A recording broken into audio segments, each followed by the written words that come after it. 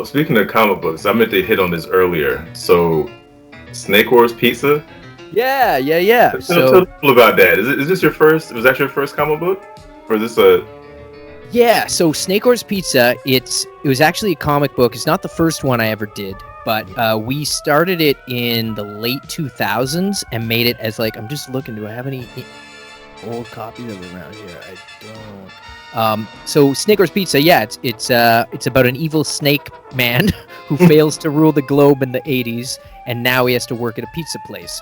But, all his former evil, snaky associates are still floating around. And it's obviously like a lot of, it's like a love letter and sort of a parody of a lot of like G.I. Joe, He-Man, Transformers, GoBots, you name it, like Ninja Turtles. And we did it as just like a small press print run. We did about 500 copies of each. And they sold out, and then we were going to release it with an indie comics label, and then that kind of petered out and never went anywhere. And then I started, with music, and everything was getting really busy. And I have another comic series called The Last Paper Route, which I do have right here.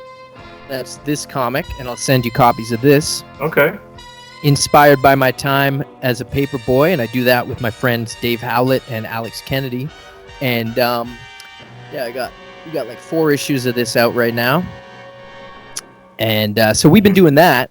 And Snakor, it's something I've always wanted to bring back, but we've never had it available digitally. So we've recently rescanned all the art. We've got it all up. So yeah, now it's available online if people want to check it out. Like, I don't know when this is airing, but as of next week, like April 22nd, it should be available for digital download everywhere. Okay. So yeah.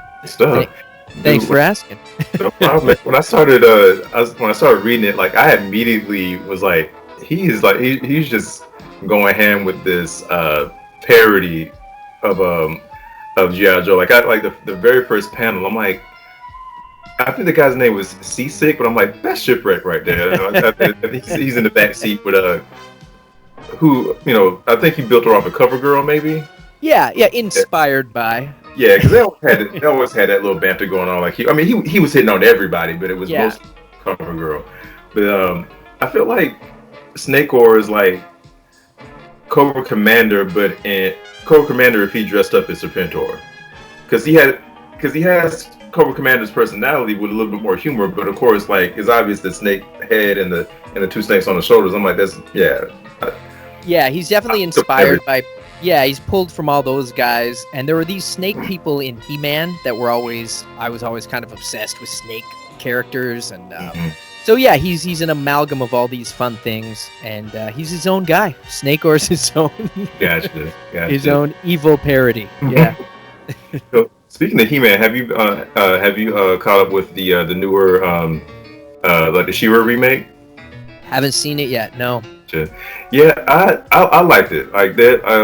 I think it's like season 5 now. I don't know when the next one is coming out, but I originally didn't want to get into it because when I saw the art, it reminded me too much of Thundercats Roar. If you ever heard of that? Yeah. Okay, I was about to say if you haven't, be glad you hadn't. I love Thundercats too, but yeah, I like that, and I like the 2010 version that came out on Cartoon Network, but then this new one, and I get it's not for us, it's not for people who in our era, so I'm not hating on it in that sense, but I am hating on it like just because this ain't my Thundercats. But yeah, the new She-Ra is good. Like I like it. There are some people who think that it's there's messages that some people don't want to hear as far as like giving representation to certain to other groups. But I'm like, hey, I like it though. Everybody needs the representation. So I was like, I'm with it. I don't care what else is out there. It's a good thing. But yeah, I was just like that. Sure. Have you seen it? Yeah. No, I haven't seen it. But I've got a daughter now, so maybe she'll be a She-Ra fan. We may have to do the rewatch. Yeah, man. I tried to watch the old She-Ra with my daughter, but she was not even a year at the time, so she didn't really even grasp anything. But she is picking up on Transformers. We watched. We're on Pokemon now. she's got a Pikachu. I gave her my Grimlock yesterday. I got a Fall of Cybertron Grimlock, and I was like, she likes Grimlock. Let me just give this to her. And then I forgot that they've been in alt mode since she was born. So I normally would transform them once a year because I got so many. I'm like, I'm not going to do it unless I can sit down and do it all at once. Yeah, you see how that's gone.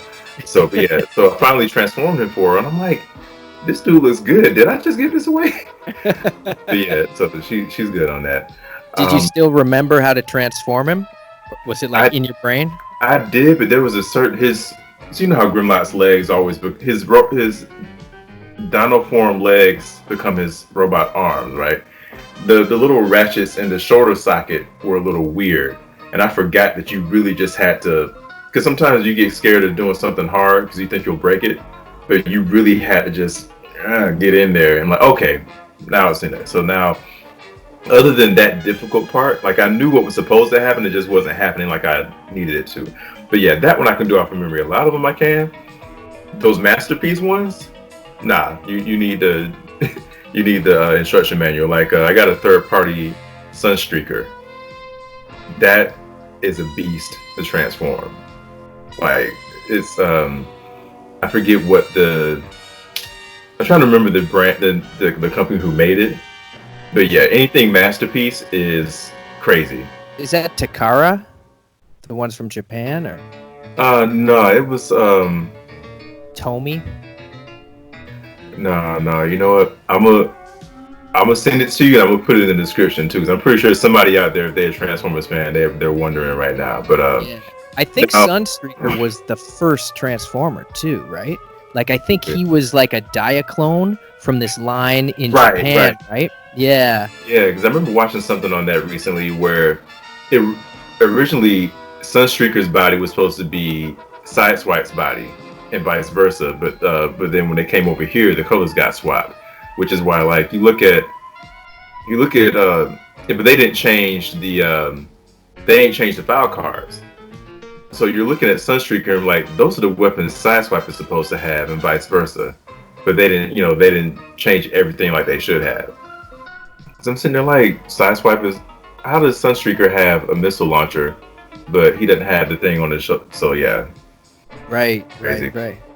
Yeah, no, I remember a lot of mess ups in those early ones, like Cliff Jumper and Bumblebee. Weren't they like, Bumblebee came out as red and Cliff Jumper was yellow? Yeah. In the packaging or something. I don't know. Yeah, and then we have the Blue Streak versus Silver Streak thing, because his name is Blue Streak, but he's gray and black.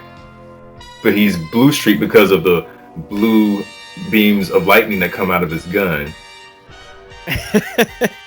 Then, of course, IDW comes along and they rename him Silver Streak to make it accurate. Yeah. Yeah.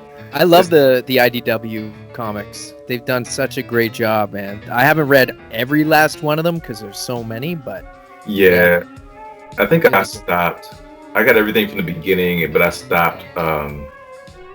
I want to say 2015, 2014, 16 maybe, just because my trips to the comic book shop just kept getting more and more expensive. So I would have my little stash there. They say, hey, hold these for me, cool. And I keep procrastinating because it got expensive. But the longer I procrastinate, the more comics build up. Therefore, the next time I go, I'm dropping like $50, $75, $100 on comics. I'm like, I can't do this. And get married and finally got a budget, which is good, but we're used to spending whatever whenever you wanted to. It was kind of like, okay, now I can only afford one geeky hobby at a time, so that's cosplay right now. But yeah, I just kind of was like, you know what, I'm just gonna get the trade paperbacks when they come out. But yeah, so I stopped with IDW for a while. Did you ever read the Dreamwave ones? Yeah, some of them actually. They were based here in Toronto. Oh, so nice. All those dudes like Pat Lee, I used to see all those guys all the time. Like I used to work at a comic shop here in Toronto called Silver Snail, and that's how I was able to get so many comics, right? Because when you work there, you get the staff discount. Yeah. So I took advantage and built up my collection there. But yeah, the Dreamwave, that art was just amazing. I was mad it ended, man, because I think they went under right when I think the they were just coming up on, like, they were doing blueprints for Autobot City. I'm like, oh snap, Retroplex is about to show up, and I think they had Megatron had just gotten with the Predacons. He can't. Yeah, that's what happened. Starscream had gotten had got the Combaticons. Megatron came back to Earth with the Predacons on his side. So Predaking just goes in on Bruticus. Now Bruticus had just fought Skylynx, but Skylynx still had like this inhibitor on him, so he could only do so much before Starscream was like, nah, shut that down. So it ended right there. And I'm like, why? This was so beautiful. Like, the art was amazing. Yeah. But yeah. And there's some great. I remember there was a Metroplex cover. It's crazy. I love Metroplex. So yeah. I never had him, but my cousin had him, and I was like, oh, Metroplex. Dude. Speaking of which, Spaceverse. That was my damn. I was this much disappointed that it wasn't just a complete Transformers album, but I do love what you did with that, because I think I messaged you one time about Cybertronicer, like that beat. I dabbled in wanting to, be either a rapper or a producer, and this is like high school. And when I say dabbled, I mean I had a phase of about a month where I wanted to do that, and then it was just like, yeah, this ain't gonna work out for me. But one of my ideas was taking that same sample, but it was a different part of the sample. It was like further on in the song. I wanted to make a beat out of that. But when I first heard it, I was like, this is what I wanted. But yeah, that was dope. Like, I caught all of the Transformers, Star Wars, and a couple of Star Trek references, but some of the rest of them kind of went over my head. What all did you cover in Spaceverse? It's a real, I mean, the big ones are definitely Star Wars and Transformers. I think there's like 5 Star Wars tracks and 3 Transformers, and then there's some Star Trek, Visionaries, which was a sort of an obscure cartoon that came out. They had like little 3 green holograms. Okay, I remember, if I saw it, I'd know it, but I wouldn't know any other references of it. Oh man, I love that. I got a Visionary for my birthday. Wow. My birthday's in October, and I think the toys had like just come out in October. So my mom got me like one of the figures for my birthday present, and I was like, what is this? This is crazy. And it was like the day of my birthday that I got it. I turned on the TV and the cartoon had just started. So it was like, what? and it was so good. And it was all the same people that did Transformers and G.I. Joe and Gem and Humanoids and all that stuff. Same animation, same actors, same like music, like the composers. It's just so dope. And then it got canceled. It was only around for 1 year. And the crazy story is Hasbro couldn't afford to keep manufacturing the toys because the holograms got too expensive. Oh wow! Because Visa bought out the company that was making all the holograms, because they started putting holograms on their credit cards. Because I met the guy who created Visionaries one time at a Comic-Con, and we shared a shuttle to the airport, and he told me the whole story. And I was like, that's crazy. So Kirk Bazigian, he filled me in on all that. Anyways, Visionaries, go look it up. There's only 12 or 13 episodes, but really good. So covered that. Little Hitchhiker's Guide to the Galaxy. Doctor Who was on there. Because my buddy, More or Less, who's like old friend, and he's an amazing rapper and DJ producer. And we've been working together for over 10, 15 years almost, man. Anyways, he's a huge Doctor Who fan, so he did a whole album about Doctor Who. So we did a track for his record, and then we remixed it for Spaceverse. And was it that Angels and Monsters or something? Yeah. So that's with Les and Ghetto Socks, who's another rapper from Canada. And then the other are just sort of like random sci-fi, right? There's some Robotech is in there, of course. On the track with Mega Ran and Cool Keith, which is from Mega Ran's album originally, RNDM. I know what song you're talking about. That was one of my favorites there. Well, Cool Keith has just he's one of my favorite rappers of all time. So getting to do a track with him for Mega Ran's album was phenomenal. And then when I was putting together Spaceverse, I spoke, to Mega Ran and my buddy Bix made this remix, and we were like, yeah, let's just put it out. So yeah, shout out Mega Ran for making that happen, and he's a phenomenal. You must know. Do you know Mega Ran? Not before you, but he's on my list to get into, because like I love the style, I love the voice. He was phenomenal, man, phenomenal. Yeah. Great was he person Rank and File too? Was he, sorry? Was he on Rank and File from No, but we did a bunch of tracks. We've got a lot of songs together, I guess.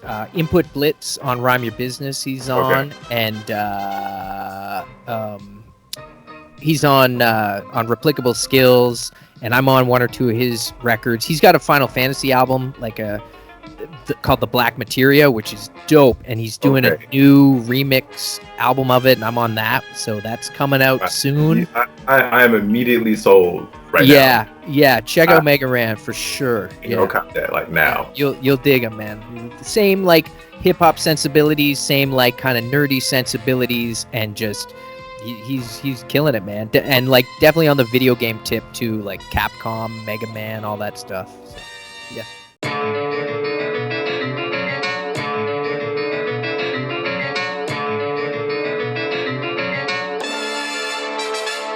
Straight out of Icon, I've been scribing on Cybertron since before the primes first turned the high beams on.